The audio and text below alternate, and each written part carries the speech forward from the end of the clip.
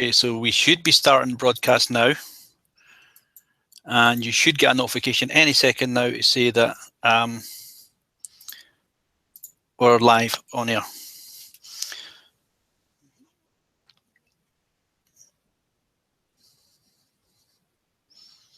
Broadcast now, and you should get a notification any second now to say that. Now I'm just gonna have to do something.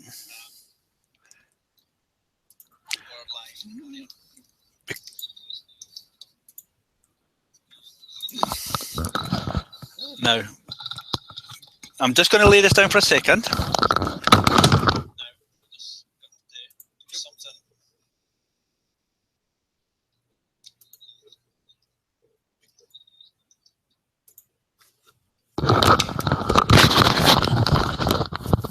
Apologies there, I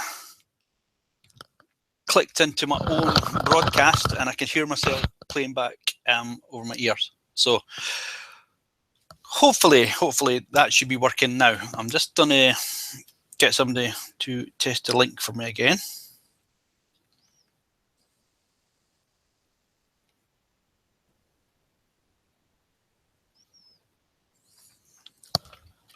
Just bear with me a second.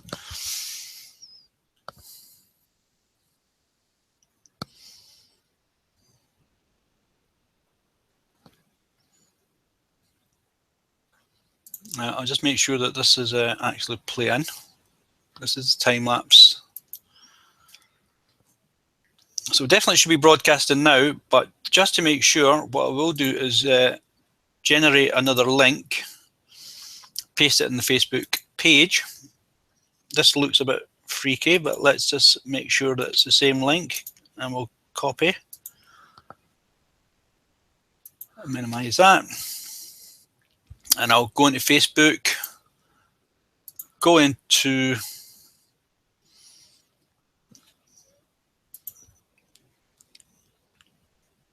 here,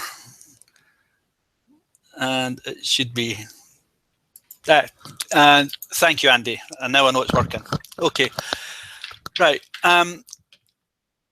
Speaking directly to the people for the Edinburgh and Lothian Photographers Group first, this is something that we're thinking of doing on a more regular basis, do some Photoshop tutorials, picture editing. But if anyone has a specific thing they want to do, by all means, ask one of the admins, and we'll try and arrange one of these. Now, we're not all broadcasters, and some of you may be more adept at doing this than us, and if you've got ideas and you want to put some stuff out there, then by all means give us a shout and we can try and set something up. Say it's just a trial, it may or it may not work. So, how to do time lapse in Photoshop? Well, first things first, you need some images, and this image here, or this group of images, there's actually 611 images, and they're taken from inside my hotel room in Amsterdam, and they've got all the elements you need for time lapse. So for a decent time lapse, you need a static area, which is the camera's on a tripod, not moving at all, and you need things moving within your image. Now here I've got boats at the side that are going to move. I've got barges that are coming from under here and going out of the image there, and also coming out here and going up there. We've got traffic back and forward up here. We've got pedestrian movement, and you can see it's quite a heavy looking sky. The sky in this first image is pretty much blown out, but if we go way further down, you can see it gets darker and darker. It was quite an overcast day with breaks in the cloud. So my settings were somewhere in between for the sky and the shadow. None of these images have been processed. And to that end, images, you'll see they're only 2 megabytes in size. They're all pretty much the same size, about 2 megabytes. Sometimes they'll be slightly bigger if there's been something else in the image. I've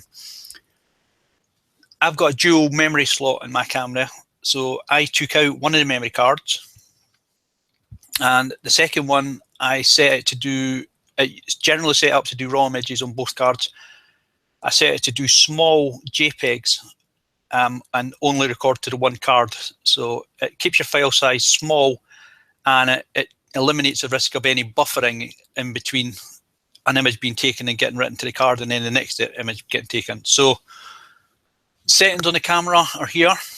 It was F9. There's no depth of field issues. Everything pretty sharp. Nothing needed to be kind of blurred out. Shutter speed is 1/200th, just because it worked, because of the light and stuff there. I had it 400 ISO, sorry, 200 ISO. I could have had it down at 100 or even down at 50. I've got extendable ISO. 200 was fine. And I have an intervalometer. Some cameras, especially Nikon, seem to have them built in, but some Canon cameras have them as well. And intervalometer lets you tell your camera to take a shot every so many seconds, every interval that you choose. And I chose 1 second. No, actually, it's 2 seconds between these shots. So this shot was taken 2 seconds later, that shot, 2 seconds later, that shot, 2 seconds later, that shot. In total, I took 611 images. You don't need to take that many, but many people take a lot more than that and combine several time lapses together, put them in music. Quite creative, quite nice to see. So, into Photoshop, this is just your normal kind of opening screen in Photoshop. And if you go to File and New, or you can use the keyboard shortcut in Windows, it's Control and N or Command and N in a Mac, but you want to open a new document. And when you open it, generally you'll be up here at US paper or international paper or something along the lines. You want to come to this drop down and select film and video. And for size, choose HD TV 1080p. You don't have to choose that. And if you've got really, really small files, like less than a megabyte, I can make 400 kilobyte images from my camera. 1920 by 1080 is probably too big, so you maybe have to experiment with that, but that's the settings I've chose. And then click OK. So it's film and video at the document type, HD, and the width, if you just want to type them in yourself without selecting the document size, you could just type it in as 1920 by 1080, and 72 resolution is fine for this. And click OK. And it opens up pretty much just like any document would, any photo that you would open up in Photoshop. It's got these guides showing. I don't really need them, but I'll leave them there for now. But if you want to hide them, it's just Control and the letter H will hide them, and Control and the letter H to bring them back. And now we need to get some images. So we're going to go to File. In fact, let's change that. Let's just add the timeline. If you hit Window here, and come down to where it says timeline, this adds the video timeline to your scene as well. And the create video timeline has two options: create videos or create frame animations. Now the create frame animations are for doing GIFs, that sort of thing. We'll leave it to create a video timeline, and then click on the actual wording here where it says video timeline, click it once. And that's the first part of your image. Essentially what you've done is created a placeholder to drop your images into. Now we need to add some images. So go to File. Actually, don't do that. We go to Layer, Video Layer, and New Video Layers from File. Click that. And I've got a folder named Amsterdam, called Timelapse. It's Timelapse 2. I've done a couple of these time-lapse groupings, and when you go to your folder with your time-lapse images, I say that's 611 images are in here. The one thing you've got to be sure, if you rename your images in any way, some folk rename them as they import them. I don't. I just open the folder with Bridge, create a folder, dump them all in there off my memory card, and then I'll work from Bridge that way. But all your images need to be sequentially numbered. So you see there 001, 002, 3, 4, etc., etc., all the way down to the last one, which is 011. This here is one I've already made, so I'll show you that one in a minute. But this is down to 611. So it's 111 images.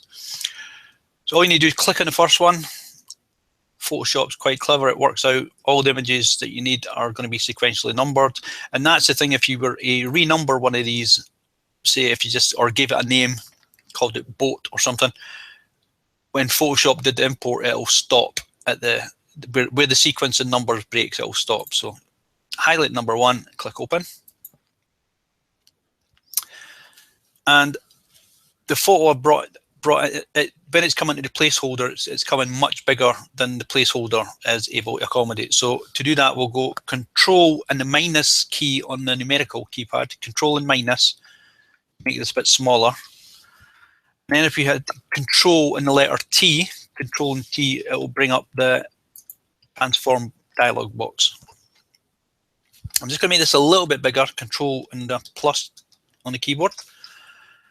And if you see this little here in the middle, we're just going to drag this over, and if you see the pink line, that's it on the horizontal plane now, and that's that perfectly lined up in the middle where I've got the crosshairs now. And I'm just going to resize it to fit in that space. So I'm going to hold the Alt and the Shift key, the keyboard, and we're just going to pull it in for a corner until we get a size. Now I'm just going to take it right down to that size for a moment, and Control and plus again to get right up there. Now if you see here in sort of this corner here, there's a bit of a cable and there's a bit of the pavement below showing through. So I'm just going to drag it so that these are out of the scene, and then we'll reposition it. So we'll just drag it, and anything that's out of the scene will be cropped. You'll not see that. So that's out of the scene there now. And because there's plenty of movement in the sky being captured on here, I'm going to hold the Shift key and just drag the whole image down, and that'll keep it coming down a perfectly straight line. And now I'm looking at the trajectory of this boat. It's going to go right out of the scene there. See, there's other boats going to come through here and go up there. We're going to have lots of cloud movement, lots of traffic movement, etc. So I'm trying to keep in all the moving parts. These boats here, for instance, definitely move, so I'm going to drag it along there a little bit further. And quite happy with that. So hit the tick, click that. I don't need these guides anymore, so Control and H will hide them off the screen. And effectively, that's it. That's Photoshop now got all the information it needs to make your timeline. And if I hit play now, it will play, but it's very choppy because it's only looking at one image at a time. So that's fine. We're happy with that. We now need to turn this into a video, because at the moment it's still a load of layers are compressed in this layer here. So we go to File, down to Export, and then down to Render Video. And this is where I'm going to stop, kind of. If I have to render that right now, first thing first, you're going to give it a name. So we'll give it a name, Timelapse 2. Timelapse 2. It's in the Timelapse 2 folder, which is fine. I could give a little tick here and it would create its own separate folder. Won't do that. The settings in here are still the same. Document size is still going to be the same, which is going to be for HD. So if you want to play it on your HD TV, it'll fill the frame nicely. The document frame rate, you can change it. I've got it at 29.97 here. I would probably change it down to 23.976, which is a web standard.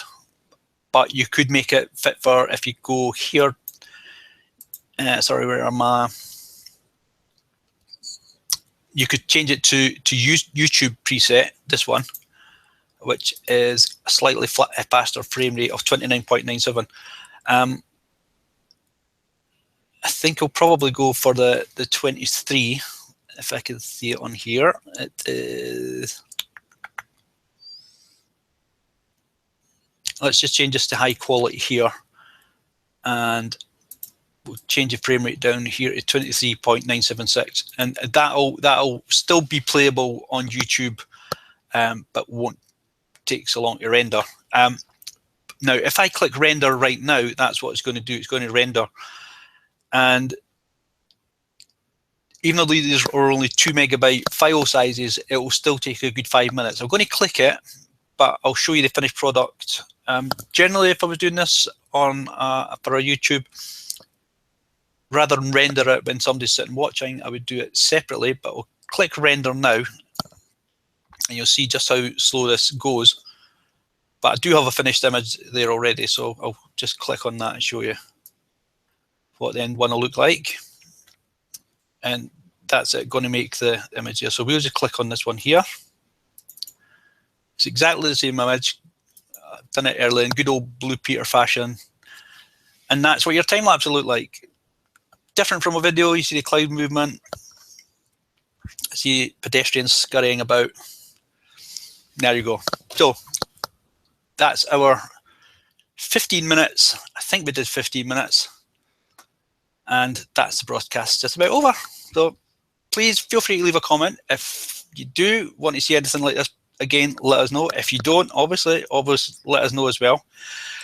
And if you have ideas that you may want to put in a video yourself, again, we're up for listening to any ideas to make the page a bit more interactive and a bit more engaging for those who want to see it. So thanks for watching, and I'm just going to scoot out this hangout, as we say.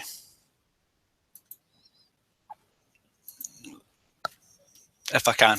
I forgot actually how to get the thing out, so we'll just go here and we'll stop the broadcast. Bye.